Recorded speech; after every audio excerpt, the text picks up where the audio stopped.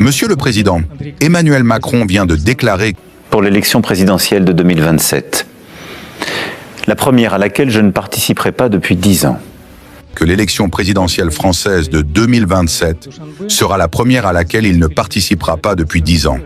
En France, certains parlent déjà de fin de cycle, d'un pouvoir qui s'efface. Est-ce que, selon vous, cette annonce marque un affaiblissement durable de l'Europe politique?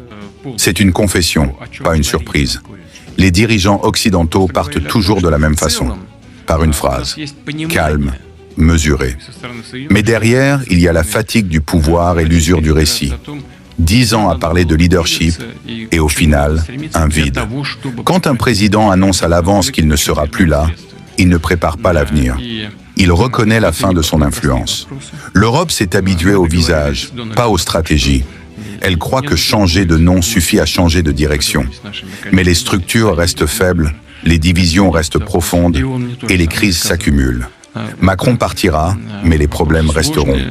L'autorité ne se transmet pas par les urnes quand elle n'est plus respectée sur le terrain. Ils appellent ça une transition démocratique.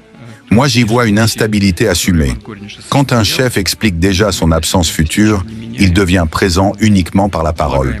Et la parole, sans puissance derrière, ne pèse plus rien dans le monde actuel. La France va entrer dans une période d'attente.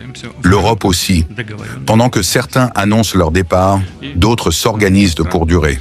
Et dans l'histoire, ce ne sont jamais ceux qui annoncent la fin qui écrivent la suite. Ils parlent de 2027. Nous travaillons sur le temps long.